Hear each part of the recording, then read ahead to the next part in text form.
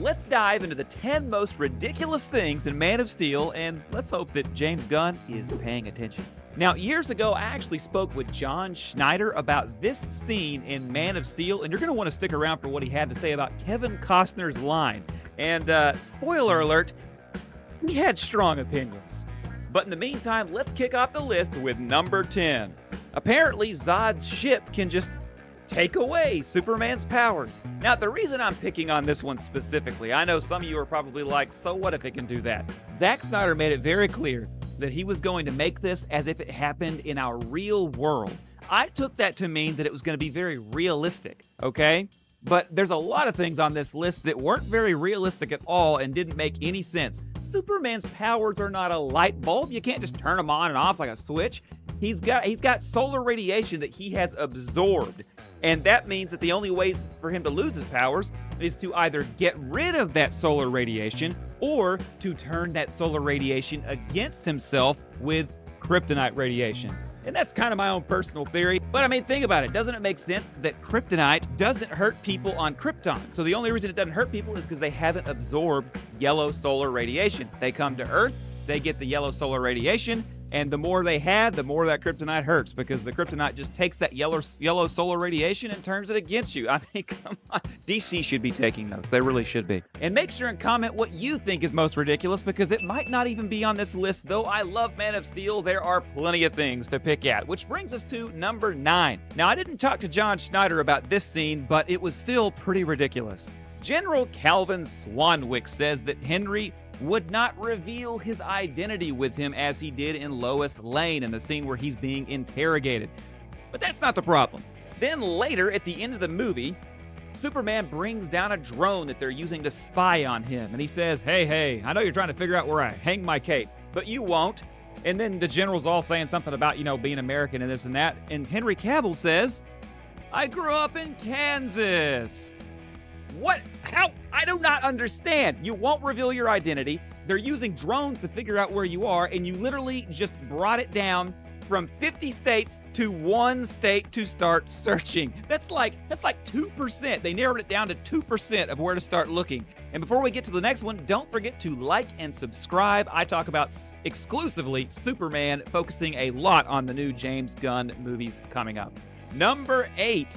The death of Dr. Emil Hamilton. Dr. Emil Hamilton is a huge part of the Superman comics. One of my favorite Superman cartoons. He's in there quite a bit. And I really thought with this whole realistic vibe that Zack Snyder was going for, Dr. Emil Hamilton would be a big part of that. I thought that he was going to show us how Superman's powers worked in reality and how it actually made sense and it wasn't ridiculous that an alien could, fly around in our atmosphere. But no, he just kind of killed him off very quickly. In the first movie, Dr. Emil Hamilton is gone, and he doesn't show us any genius whatsoever, except that he's able to turn his head like this. It really made no sense that he took a great character, he could have had a lot of great growth in that, and just killed him off. Totally ridiculous. Number 7, now this one gets picked on a lot, and I'm only picking on this one because it's a popular one to pick on. The senseless destruction. Now let me first of all kind of back it up a little bit. I get it, in the comics, there's a lot of senseless destruction. There really is. But in a realistic type movie where you're trying to make it seem like a documentary, I think it would be good to have Superman be a little bit more concerned with every punch he deals to General Zod, because that could be the death of another, 100 people if he flies through a window in the right way. And then when they show us the Batman versus Superman later, that actually is what was happening. People were dying. These were not empty buildings. At least in the comics, they would go around and say, oh, I'm glad nobody was in that building after it would get, destroyed or whatever. But speaking of destroying buildings, that brings us to number 6. Superman, he brings the fight in one scene all the way up to space, and we get a little Easter egg of the Wayne Industries or Wayne Tech satellite, which was kind of cool. But the point is that he brought the fight not just right back to Earth, okay? He didn't bring him to the moon like they did in Superman 4, which was a terrible movie and even got that right a little bit better. But he brought him back to Earth, and not just back to Earth, but back to Metropolis.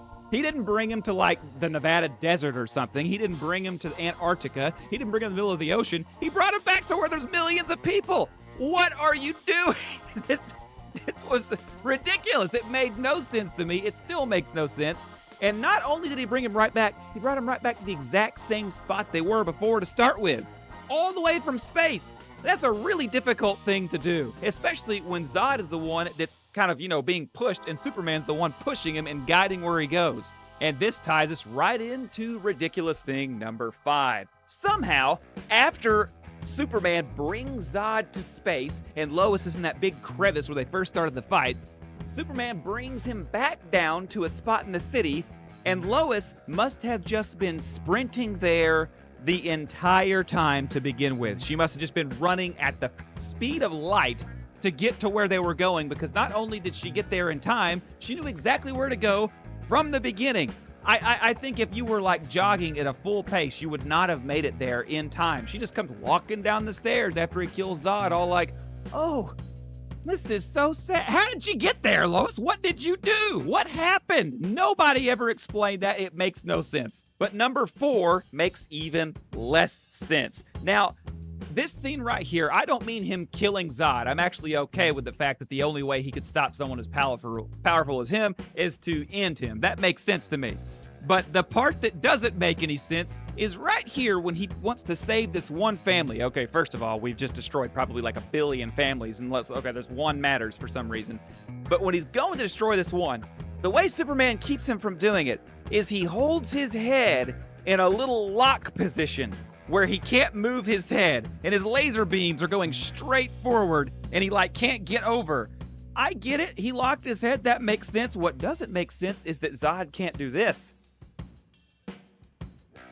In every Superman comic ever, every movie, every TV show, Superman can look down and heat a coffee. He can move his eyes around in order to utilize his laser vision, but Zod is just stuck in this straight-on position, just like shooting his eye. All he'd have to do is look over. It's not that hard. And this next one is not the scene that John Snyder talked about, but don't worry, we're going to get to that pretty soon. Now, this scene here actually tugged at the heartstrings of some of my friends in a way that was a little bit personal. Number 3, letting Jonathan Kent die. I had a friend who watched this movie, and her dad had passed away in about 2008. And when this scene came up, she was watching the movie. I guess she was enjoying it. When this scene came up, she was quiet the whole movie. She goes, "What? That makes no sense. What?"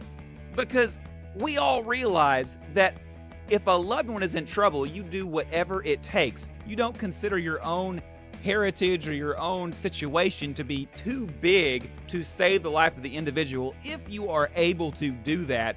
He trusted his dad enough to let him die. That, I don't know. I would have figured out a way. Like, Clark does this all the time before he's Superman. He figures out a way to go in and use his powers that maybe look a little bit suspicious, but not completely revealing. He could have done something, ran in there, laid on top of his dad, kept the car from getting caught up in the tornado, and people just would have, said it was a miracle. I mean, it's kind of like he did with the bus when he was a kid. Nobody figured out he was Superman. They just, he saved the kids, and that was even more telling, which was really strange to me that he had revealed his powers in bigger ways when he was younger, but whenever his dad's life is at stake, it's like, no, don't run over here and cover me. That's crazy. That makes no sense. Though I think number 1 is more ridiculous than number 2. Number 2, to a lot of you, is probably the most ridiculous scene, which is the one that I talked to John Schneider about. Put it in the comments if you think this scene made sense, because I have to know. So Jonathan's getting on to Clark for doing that, basically, saving all the kids. And his dad is like, he says to his dad, "What should I do? Just let them die?" And he says, "Maybe." So when I spoke to Jonathan Schneider about this years ago, and I told Jonathan Snyder, I said, "Listen, I think you're the best Jonathan Kent of all the Jonathan Kents that have played the role." I said, "That includes Kevin Costner in the new movie." And I said, of course, he had more screen time. And John Schneider said, "I could do it without the screen time." I was a little taken back by the confidence, and I said, "Really, why is that?" He goes, "Yeah, just kill them kids, Clark. Yeah, just let those kids die, Clark." And that's what he said to me. I was like, "Yeah, I didn't like that scene." He goes, "Well, it was stupid. I mean, it's the line that he had to work with." He goes, "I would have refused the line." He said, "Or I would have done it differently." I said, what would you have done differently? He said, "I probably would have said something like, 'Yeah, Clark, just let those kids die.'" And he did several little run-throughs, and he kind of showed me that if Kevin Costner really wanted to, he could have delivered that in a way that wasn't so your secret's more important than the lives of children, because that's how it came up.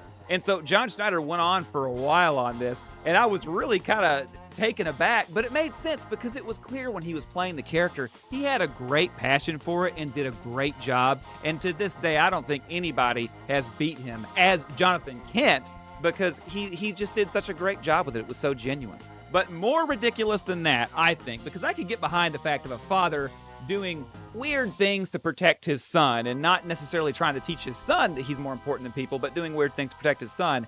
The thing that bothered me the most, because it came on the movie, it was very quick. The Kryptonians spoke English. And they didn't just speak English as a translation for us when they were on Krypton. When he comes to Earth, he's speaking English to Clark. Now, some of you are probably like, well, duh, he speaks English. I mean, they have to come up with a whole new language. That's one of the things that bothers me. Zack Snyder actually hired a linguist who created a written language, I think of somewhere around like 500 words, that you see all over the place in Man of Steel, a written Kryptonese, that they call it, language, but they didn't do any spoken Kryptonese. Not at all. And you know what? I can get behind not doing any spoken Kryptonese, but at least explain why they can speak English. It would have been so easy. That thing that we see them, that weird helmet that they're always wearing, all they had to do was say something like, that thing, is able to translate based on body language or something. I mean, all the technology we have nowadays, it wouldn't be hard to believe that they have something better. We even see that Zod speaks all the different languages on the TV sets. It would have made sense to think, okay, so they hacked into our internet, they hacked into our TV, they had some big supercomputer translate it all. Anything that they say, it's able to translate it. They wear the little things, and they didn't do any of that.